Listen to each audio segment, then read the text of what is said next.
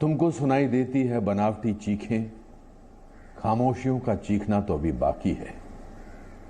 फर्श पर अगर हक तुम्हारा है तो मेरा अर्श अभी बाकी है। भले लकीरें खींच दो तुम जमीन पर, मगर मेरी जन्नत अभी बाकी है। मेरे प्यारे हिंदुस्तानियों, आपके अपने कश्मीरी पंडितों की कहानी अभी बाकी है।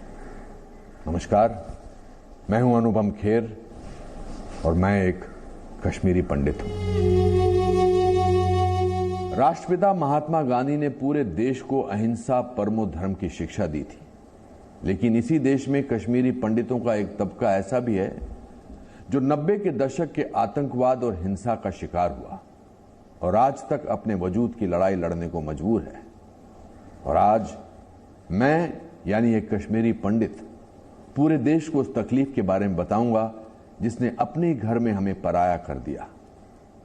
कश्मीर के बारे में कहा जाता है कि गर फिरदौस बर रुए जमी अस्त, हमी अस्त, हमी अस्त, हमी अस्त। यानी अगर इस धरती पर कहीं स्वर्ग है तो वो यही है, यही है, यही है।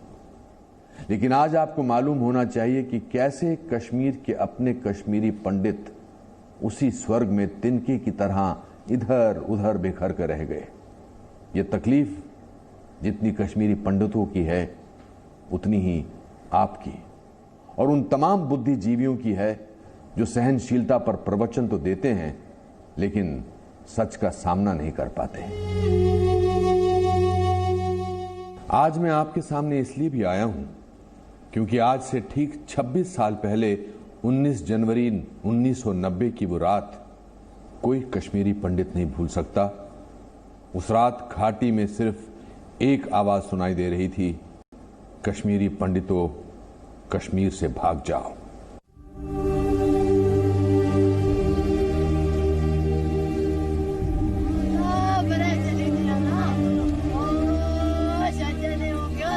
देश में एक वर्ग ऐसा भी है जिसके बारे में सोचकर कश्मीर को भारत का स्वर्ग कहने वालों की जुबान कांपने लगती है।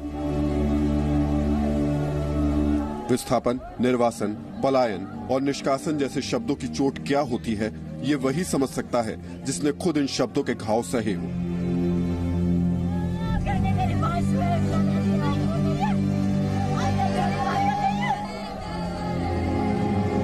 क्या आपको 19 जनवरी 1990 की काली तारीख याद है?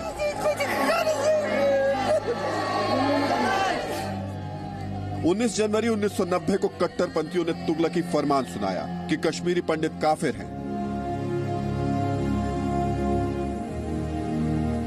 जिसके बाद कश्मीरी पंडितों से जुड़े 150 शैक्षणिक संस्थानों को आग लगा दी गई। 103 मंदिरों, धर्मशालाओं और आश्रमों को तोड़ दिया गया। कश्मीरी पंडितों की दुकानों और फैक्ट्रियों में लूट की 14,430 घटनाएं हुई। 20,000 से ज्यादा कश्मीरी पंडितों की खेती योग्य जमीन छीनकर उन्हें भगा दिया गया। कश्मीरी पंडितों के घर जलाने की 20,000 से ज्यादा घटनाएं हुई। कश्मीर में रहने वाले 95% कश्मीरी पंडितों के घरों को फूंक दिया गया और 1100 से ज्यादा कश्मीरी पंडितों को बेहद निर्मम तरीके से मार डाला गया। कश्मीर से 95% कश्मीरी पंडितों को घर छोड़कर भागने पर मजबूर होना पड़ा। सैकड़ों परिवार के घाव आज तक नहीं भरे हैं। वर्ष 2003 की इस तस्वीर में सफेद चादर में लिपटी 24 कश्मीरी पंडितों की लाशें हैं, जिनकी कहानी सुनकर आज आपकी आंखों में आंसू आ जाएंगे। जम्मू कश्मीर के पुलवामा जिले के नांदी मर्ग गांव में रहने वाले इन 24 कश्मीरी पंडितों को आतंकवादी संगठन लश्कर-ए तौयबा के आतंकवादियों ने एक लाइन में बिठाकर गोली मार दी थी। इनमें 11 पुरुष, 11 महिलाएं और 2 मासूम बच्चे शामिल थे। 23 मार्च 2003 की रात को सभी आतंकवादी सेना की वर्दी में नांदी मर्ग गांव पहुंचे और तलाशी लेने के नाम पर लोगों को बाहर निकालने लगे। इसके बाद आतंकवादियों ने 24 कश्मीरी पंडितों को एक कतार में बिठाकर गोलियां बरसाना शुरू कर दी। उस वक्त इस घटना की काफी निंदा की गई, लेकिन अफसोस इस बात का है, नांदी मर्ग कश्मीरी पंडितों के साथ हुए अत्याचार के खिलाफ में ना तो किसी ने आवाज उठाई है और ना ही किसी ने अवार्ड वापस किया है।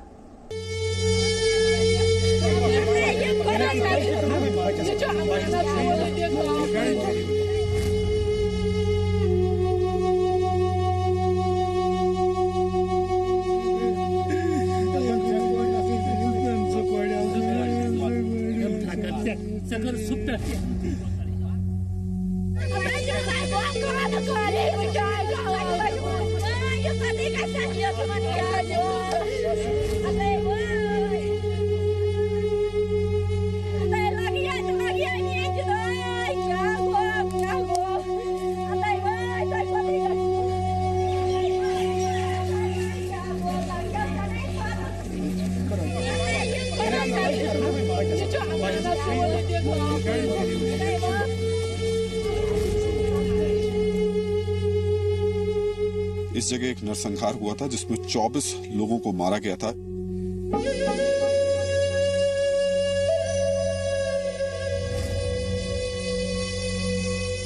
ये वही जगह है जहां पर एक साथ लाइन में इन लोगों को बैठाया गया और उसके बाद गोलियों से भून दिया गया, बिल्कुल ठीक इसी जगह।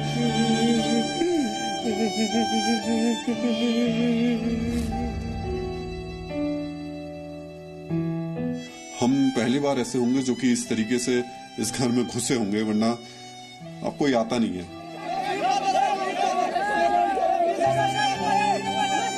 संयम क्या होता है, सहनशीलता क्या होती है, ये अगर समझना है तो एक बार जरा कश्मीर में आइए, और कश्मीर में भी श्रीनगर मत आइए, यहाँ आइए जहां आतंकवाद का गढ़ रहा और अभी भी है आतंकवाद। वहां आपको समझ में आएगा कि क्या स्थितियां थी।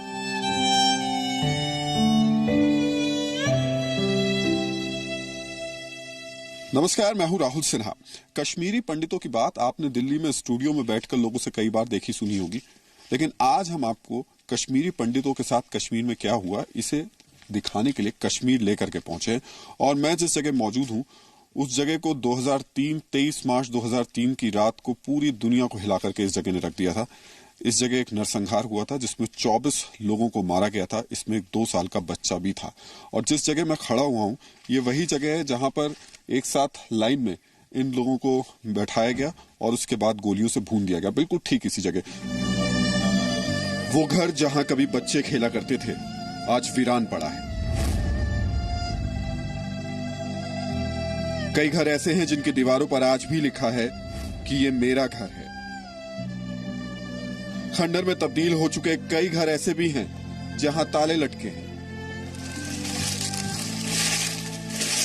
ये जम्मू कश्मीर का नादीमर्ग गांव जो पूरी तरह सुनसान और वीरान हो चुका है, लेकिन यहां आज भी 24 कश्मीरी पंडितों और उनके परिवारों की चीख महसूस की जा सकती है। जैसे जैसे मैंने एक एक कपड़े को लाशों से ऊपर उठाना शुरू किया तो मैं ये हैरान रह गया कि उनके ऊपर जो फायरिंग हुई है वो फोरहेड से चिन तक थी, और यहाँ के नीचे एक भी गोली किसी के पास नहीं थी, मतलब नहीं लगी हुई थी। आधों का ये हिस्सा नहीं था, आधों का ये हिस्सा नहीं था, आधों का ये हिस्सा नहीं था। तो इन बिटवीन उसमें 2 बच्चे भी थे जो कि इन्होंने रखे थे इन्हीं लाशों के बीच में। तो एक बच्चे को मैंने देखा कि उसको कोई गोली नहीं लगी थी। तो जब मेरे अंदाज से कि माँ ने उसको मुंह पे हाथ रखे कि ताकि वो शोर न करे, लेकिन उस मुंह को बंद रखने के कारण उसकी सफोकेशन हुई थी। हमारे कैमरामैन इरफान उस वक्त यहाँ पर कवर करने के लिए आए थे 23 मार्च 2003 को। इरफान, क्या हालात थे उस वक्त यहाँ? उस टाइम ये जो आप ग्राउंड देख सकते हैं यहाँ पे पूरा जो नरसंहार हुआ था 24 लोगों का, जिनमें 11 महिलाएं थी, 11 मर्द और 2 बच्चे।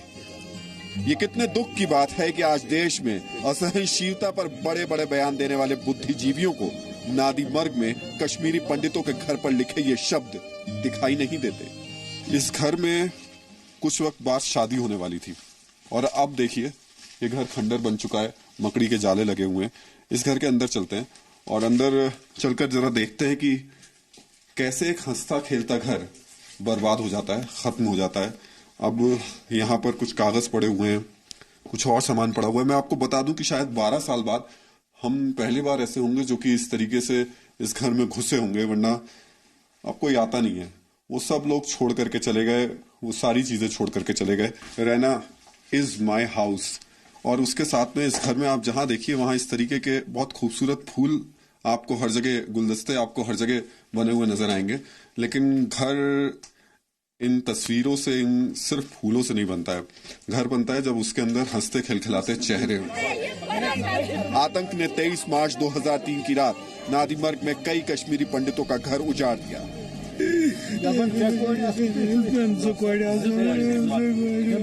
क्या कभी देश की किसी हस्ती ने इस दर्द में आकर के आपको बांटने की कोशिश की कि भाई आपके साथ ऐसा है तो चलिए हम आपके साथ खड़े हैं? नहीं, कभी नहीं। मैं पिछले 22 साल से ग्राउंड जीरो पे हूँ। मैंने कभी किसी को, मैं मिलता रहता हूँ लोगों से, कभी किसी ने ये नहीं कहा चलिए आपके साथ आएंगे। अगर गवर्नमेंट ऑफ इंडिया चाहती है कि वो वापस आए, अगर यहाँ के लोग चाहते हैं वो वापस आए, तो दोनों कम्युनिटी के बीच में ग्राउंड लेवल पे, जैसे कि नादिमर्ग के इर्द गिर्द बहुत सारे मुस्लिम गांव हैं।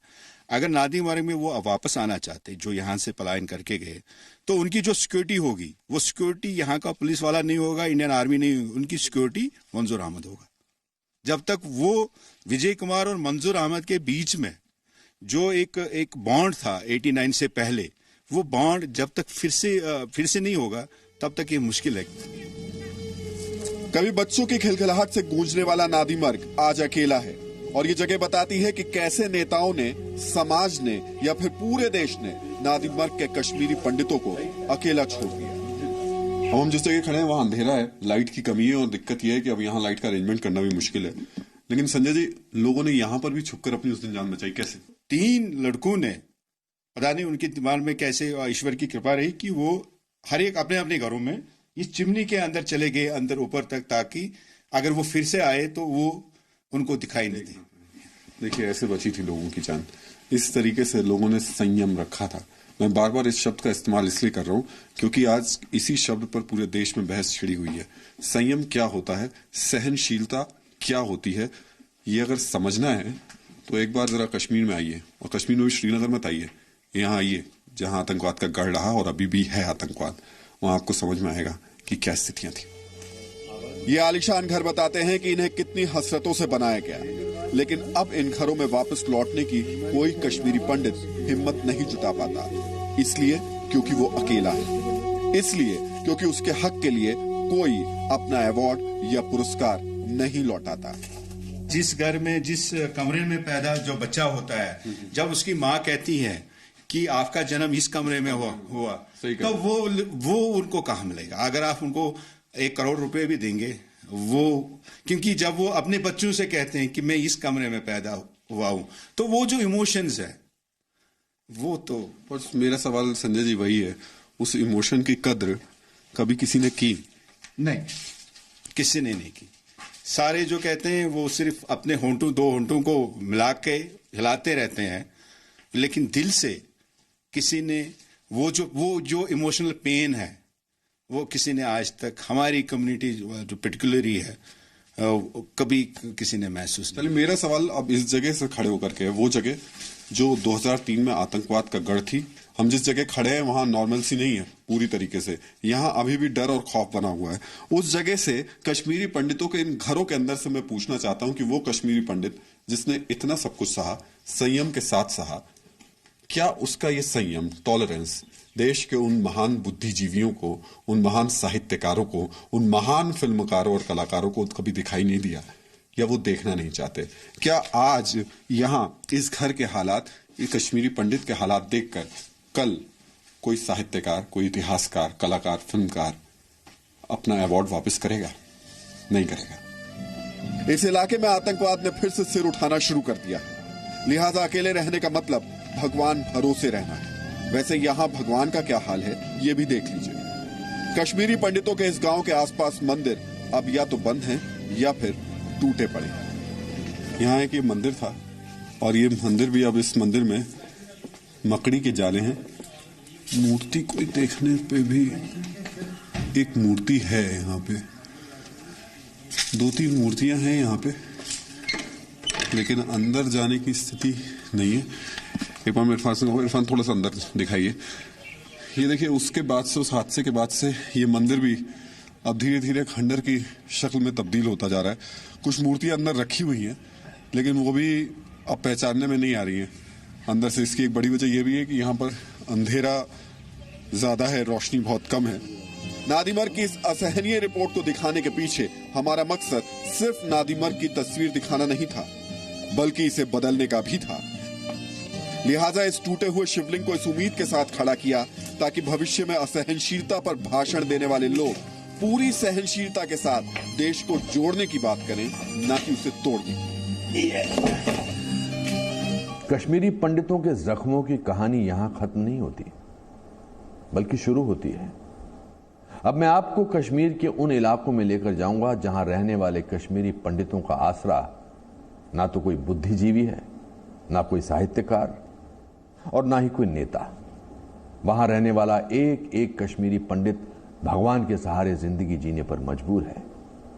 अगर कश्मीरी पंडितों पर हमारी पहली रिपोर्ट असहनीय थी, तो यकीन मानिए आज कश्मीरी पंडितों की दुर्दशा देखकर आप रात भर चैन से सो नहीं पाएंगे, क्योंकि जब अपने ही देश में रहते हुए अपनी छत ना हो, अपने ही देश में 2 वक्त की रोटी के लिए खून के आंसू लाना पड़े, तो वो तकलीफ कैसी होती है इसका अंदाजा भी नहीं लगाया जा सकता।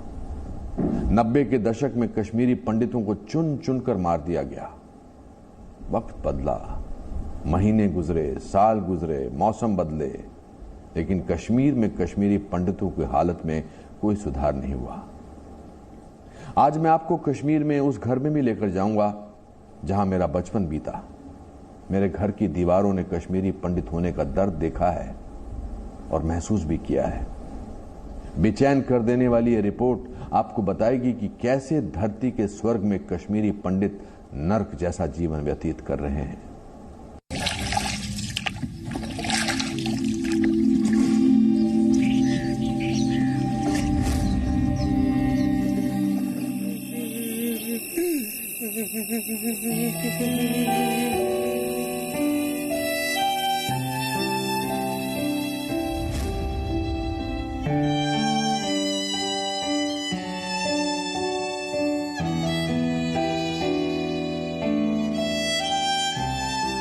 हमको कोई सहारा नहीं है इधर, हम बेसहारा है।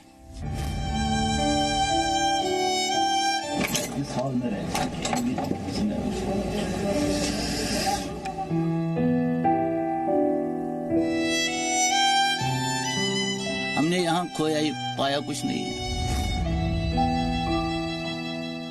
यही तो हमारी बदकिस्मती है, जो ये नेता लोग हैं वो अपने घर में देते हैं भाषण। इस कश्मीरी पंडित के चेहरे की मुस्कान पर मत जाइएगा,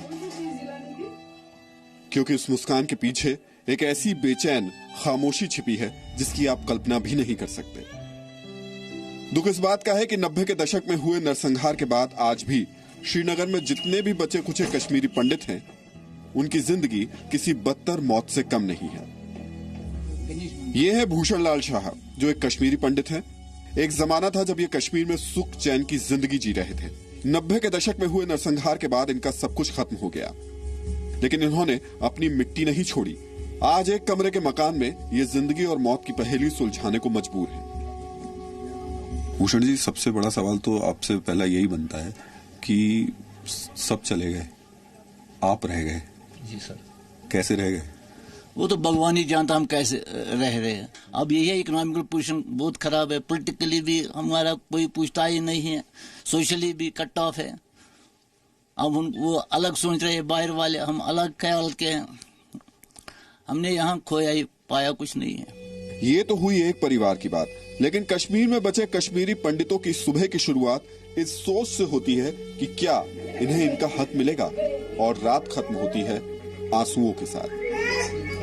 हम इकोनॉमिकली हम बहुत वीक हुए। हमारे जितने भी अपनी एक रिलेशन होती है वो कट गए उनसे। हम 96-97 तक यहाँ की गवर्नमेंट को, जो यहाँ की प्रदेश की गवर्नमेंट है, उनको ये भी पता नहीं था कि यहाँ पे कश्मीरी पंडित रहते हैं कि नहीं रहते हैं। अवार्ड वापस करने से या प्रोटेस्ट करने से भाईचारा कायम नहीं रहता है। बच्चे देश का भविष्य होते हैं, लेकिन देश को असहनशीलता पर प्रवचन देने वाले बुद्धिजीवियों को कश्मीरी पंडितों के बच्चों का भविष्य नहीं दिखाई दे रहा। शायद ये उनके एजेंडे में नहीं है। कोई नहीं, हमको यहाँ कोई किसी तरीके, किसी तरह की मदद नहीं है, कुछ नहीं है हमको। हम यहाँ बेसहारा बैठे हुए हैं। जैसे कि मेरे भाई है, मेरे घर वाले हैं, मेरी देवरानी अंदर, इसके भाई हैं, वो भी बेचारे बेकार, कुछ नहीं है हमको, कुछ नहीं, किसी का सहारा नहीं है। ऐसे जैसे वो नौतवन होते हैं, किसी की टांग टूटे को जैसे भीख मांग रहे, कुछ नहीं हमारे लिए यहाँ पे। सरकार ने हमारे लिए कुछ नहीं रखा है। हम जो सुबह कमाते हैं शाम को वही खाते, 2 रोटियां, और कुछ नहीं है। तो फिर ये नई पीढ़ी कैसे आगे? वही तो देखना है इसको, जो आया हमारा ये प्रधानमंत्री, कुछ कर दिखाओ। हमको कोई सहारा नहीं है इधर, हम बेसहारा हैं। सुबह शाम भगवान की पूजा करते हैं, मत ही कुछ देगा, रहे राम भगवान का, बस इतना हमको है। श्रीनगर के हब्बा कदल इलाके से कुछ दूर ही है 84 करण नगर, यानी अनुपम खेर का घर। 84 करण नगर, देखिए ये अनुपम खेर का पुश्तैनी घर है। अनुपम खेर को आपने सड़कों पर कश्मीरी पंडितों की आवाज उठाते हुए देखा होगा। वो दर्द, वो टीस इसी घर की वजह से शायद रही होगी। बाकी कश्मीरी पंडितों के घर की तरह ये घर भी जर्जर हो चुका है। मकड़ी के जाले लगे हैं, गंदगी फैली है और एक अजीब सी खामोशी छाई है। मैंने बचपन के बहुत महीने इस घर में गुजारे हैं। ये मेरी मम्मी का घर था। घर की तो वही यादें जो किसी भी छोटे बच्चे की होती है, और उन यादों में जब टूटी हुई खिड़कियां हो, पुराना घर कंकाल की तरह हो, तो वो यादों को भी खचोटता है। हमारे को भगा दिया गया था। कुल मिलाकर कहें तो अनुपम खेर का ये घर कश्मीर के लाखों कश्मीरी पंडितों के दर्द का वो सारांश है जो आज भी काफी सहनशील है। देश में कुछ दिनों से संसद से लेकर सड़क तक सहनशीलता और असहनशीलता के मुद्दे पर बड़ी बहस छिड़ी हुई है।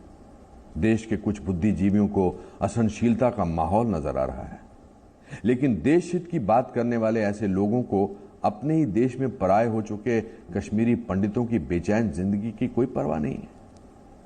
कश्मीरी पंडितों पर हमारी अगली रिपोर्ट देखने के बाद हो सकता है कि आपको गुस्सा आ जाए और आप खुद को असहनशील महसूस करने लगे, लेकिन यह कैसे हो सकता है कि एक तरफ हम आजाद होने का दावा करें और दूसरी तरफ हमारे अपने कश्मीरी पंडित आज भी गुलामों जैसी जिंदगी जीने पर मजबूर रहें।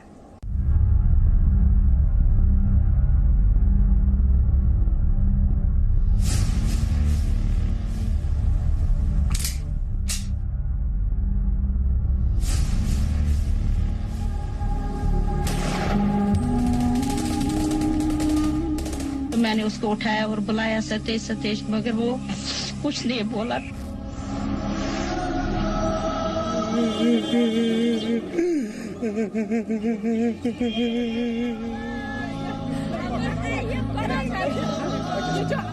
तो मगर हमें आज तक बॉडी का पता ही नहीं चला। किसी की जुबान काट दी गई, किसी की आंखों की रोशनी छीन ली गई, किसी को गोलियों से भून दिया गया।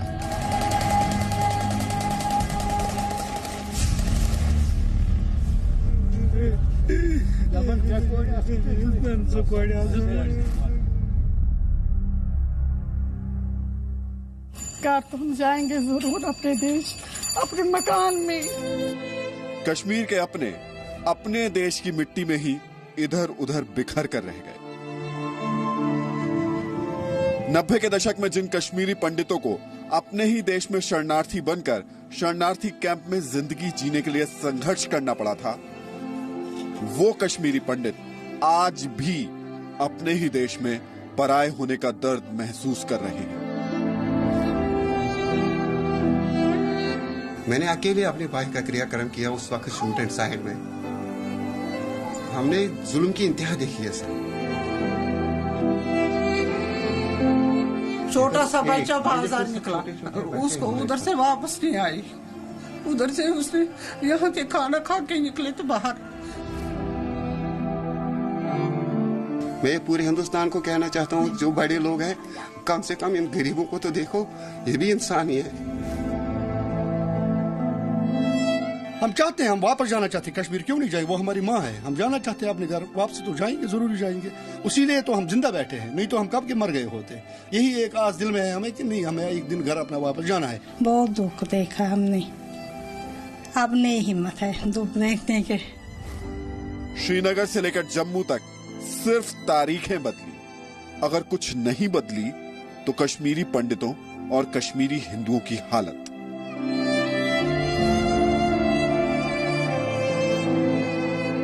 हजारों कश्मीरी पंडितों ने विस्थापितों की तरह बदहाली की जिंदगी जी है। चलिए चलते हैं उनके घरों में और समझते हैं सहनशीलता का, संयम का मतलब क्या होता है। ऐसे परिवारों से मिलते हैं जिनके परिवार के परिवार 90 के दशक में कश्मीर में हुए आतंकवाद में खत्म हो गए। क्या किसी ने कभी सोचा था कि हमारे देश में राष्ट्रपिता महात्मा गांधी की राह पर चलने वाले, अहिंसा परमो धर्म का मंत्र पढ़ने वाले कश्मीरी पंडितों को चुन चुनकर मार दिया जाएगा?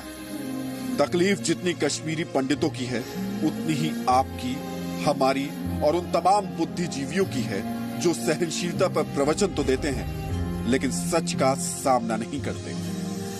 कश्मीर से विस्थापित होकर आए कश्मीरी पंडितों का हाल जम्मू में अभी भी बदतर बना हुआ है। आपको एक कॉल परिवार के पास लेकर के चल रहे हैं और जिस घर में हम बैठे हैं इस 2 कमरे के मकान में 3 परिवार रहते हैं। दीवार पर लटकी इस तस्वीर को देखिए। छोटी सी उम्र में ये कश्मीरी पंडित आतंक की भेंट चढ़ गया। इन कश्मीरी पंडित परिवारों से मिलिए जो कल तक एक दूसरे से अनजान थे, लेकिन आज इनकी मजबूरी ने इन्हें एक परिवार बना दिया। इनकी तकलीफ को हम शब्दों की जंजीरों में नहीं बांध सकते। उसे समझने के लिए आज आपको इनका दर्द सुनना पड़ेगा। किसी भी बेकसूर को सजा मत दीजिए और जब सजा देनी है तो एक ही बार दीजिए। एक आदमी के साथ 10 आदमी मरते हैं सर। हमारे उस वक्त कुछ ये देखिए सर, इधर हम एक छोटा सा बच्चा बाजार निकला, उसको उधर से वापस नहीं आई। उधर से उसने यहाँ से खाना खा के निकले तो बाहर पता नहीं जुलूस में फंस गई, बेचारा मर गया। कौन था आपको? बेटा था सर। ये सर ये छोटे फोटो को बड़ी फोटो बनाई है सर। कितनी उम्र थी उस वक्त? ये 50 में पढ़ता था, 13 साल तक की उम्र थी सर। उसने हमने इतनी गरीबी देखी, किसी ने देखी नहीं। यहाँ आए, हम किराए के मकान, खाने के कुछ नहीं, हमने किराए पर। ये मुश्किल में इसने किसी ने दिलवाया इसको, मुश्किल ही में। हम 3 फैमिलियां उधर रहती है। यहाँ मेहमान आएंगे, इसके माता पिता आएंगे, मगर इधर जगह नहीं बैठने, हम शर्माते हैं, वो वापस निकलती है। जगह सोने की जगह है नहीं, कहाँ हम लोग, हमारे पास कोई शर्म ही नहीं दिखी। आप कोई इधर सोता है, कोई उधर सोता है। ये कोई इंसान है, कम से कम इंसान को कम से कम सर छुपाने के लिए जगह तो मिलनी चाहिए, वो भी हमें नहीं मिली।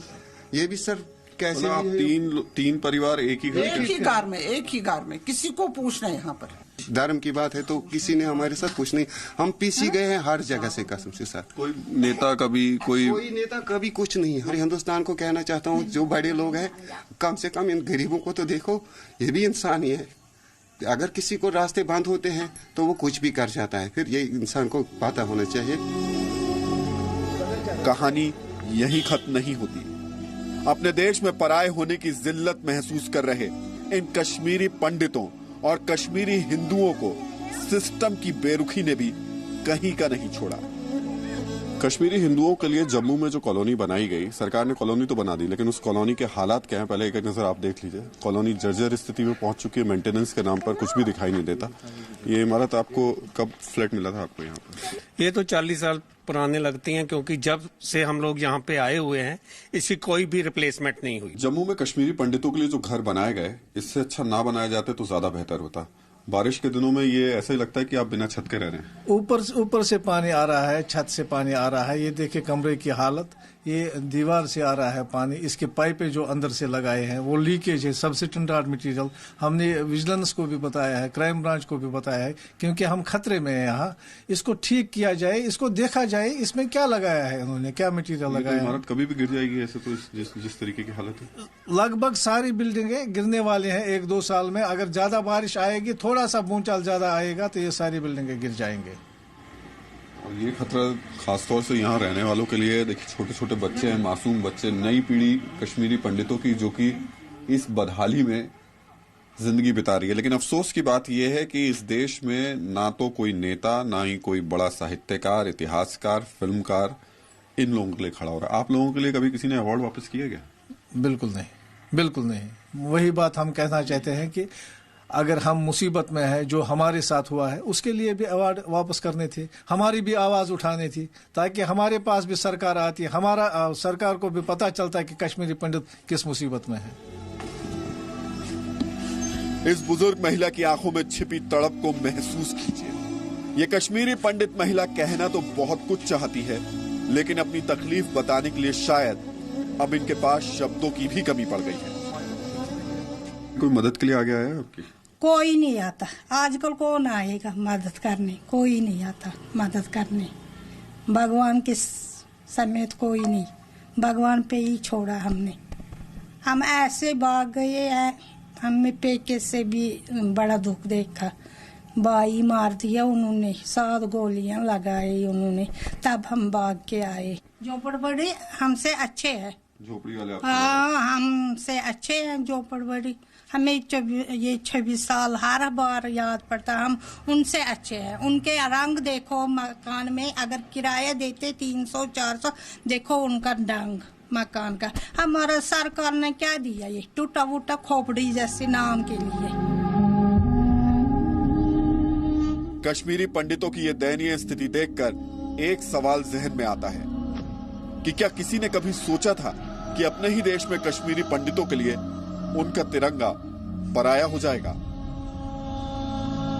और क्या किसी ने कभी यह सोचा था कि कश्मीरी पंडितों की दुर्दशा के बावजूद हमारा देश शान से आजादी का जश्न मनाएगा? जरा सोचिएगा जरूर। कश्मीरी पंडितों की जिंदगी की हॉरर स्टोरी यहां खत्म नहीं होती। कश्मीरी पंडितों पर हमारे इस खास कार्यक्रम की आखिरी रिपोर्ट में आज खुद एक कश्मीरी पंडित बताएगा कि आखिर देश के कुछ बुद्धिजीवियों के पास नहीं पहुंच पा रही। व्यर्थ के मुद्दों पर अपना समय और ऊर्जा बर्बाद कर रहे ये कुछ बुद्धिजीवियों को कश्मीरी पंडितों पर हमारी रिपोर्ट काम पर लगा देगी।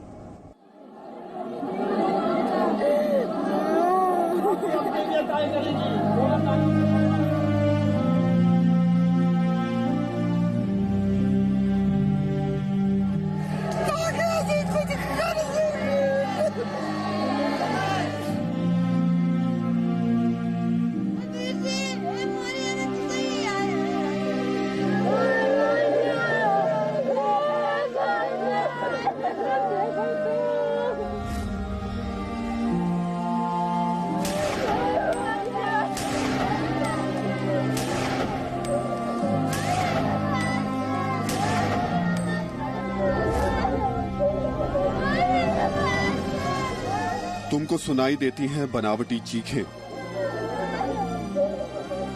खामोशियों का चीखना तो अभी बाकी है। फर्श पर अगर हक तुम्हारा है तो मेरा अर्श अभी बाकी है। भले लकीरें खींच दो तुम जमी पर, मगर मेरी जन्नत अभी बाकी है।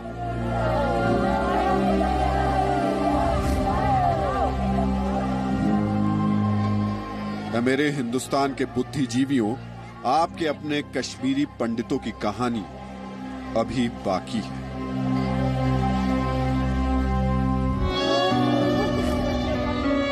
लाखों उम्मीदों से भरी इन मासूम आंखों को इनका जवाब आज तक नहीं मिला। गोलियों से छलनी इस घर का दरवाजा आज भी अपने कश्मीरी पंडितों का इंतजार कर रहा है। हम जाएंगे जरूर अपने देश, अपने मकान में। रोती बिलखती माँ, बेटे को खोने वाला बाप, भाई को खोने वाली बहन, और न जाने ऐसे कितने कश्मीरी पंडितों की तड़पती आंखें आज भी पूरी सहनशीलता से उन लोगों का इंतजार कर रही हैं जो ये कहते हैं कि देश में असहनशीलता का माहौल है। लेकिन ऐसे बुद्धिजीवियों, नेताओं, साहित्यकारों और फिल्मकारों को इनकी गुस्से से भरी सहनशीलता दिखाई नहीं देती।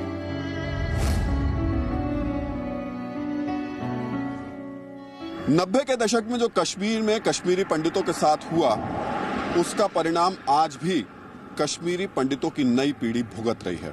लेकिन ताज्जुब की बात यह है कि हर मुद्दे पर सियासत करने वाले, छोटी से छोटी घटना पर अचानक कहीं भी पहुंच जाने वाले बड़े बड़े नेता कश्मीरी पंडितों के घर तक नहीं पहुंच पा रहे हैं।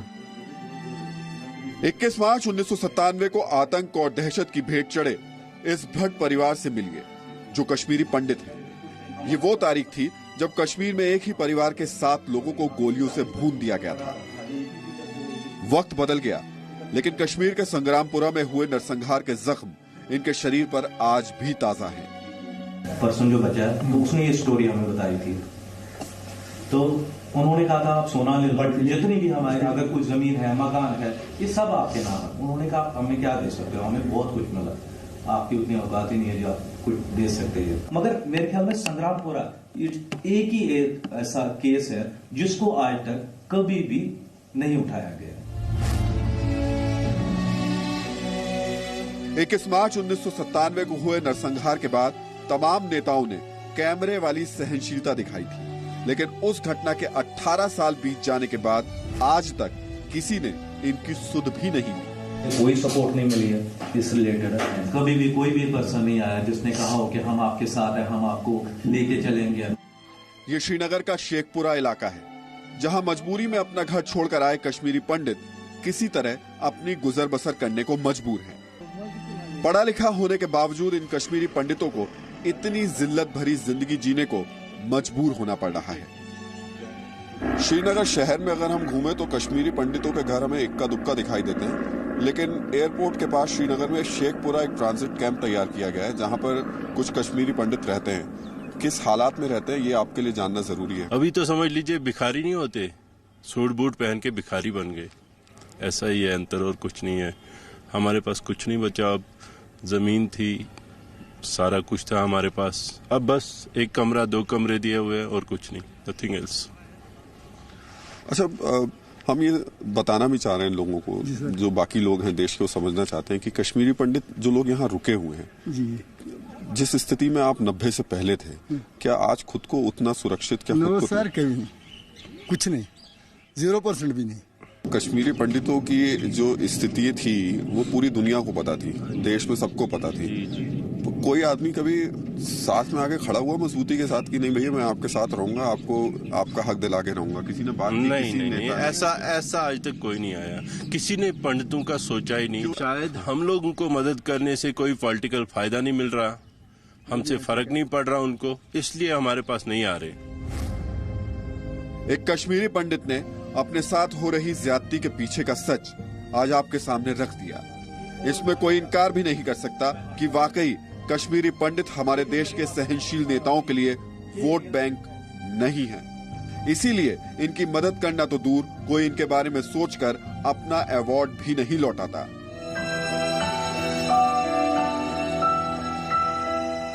कश्मीरी पंडितों के दर्द को कुछ शब्दों में समेटने की कोशिश की जाए तो सिर्फ यही कहा जा सकता है कि औंधे मुंह सोने दे दुनिया, मेरी नींद अभी बाकी है। जायदाद तुम रखो कब्रों में, माँ की गोद अभी बाकी है। फूलों को तुमने मसला है तो क्या, मेरी खुशबू अभी बाकी है। कैमरामैन मानिक के साथ राहुल सिन्हा, जी मीडिया।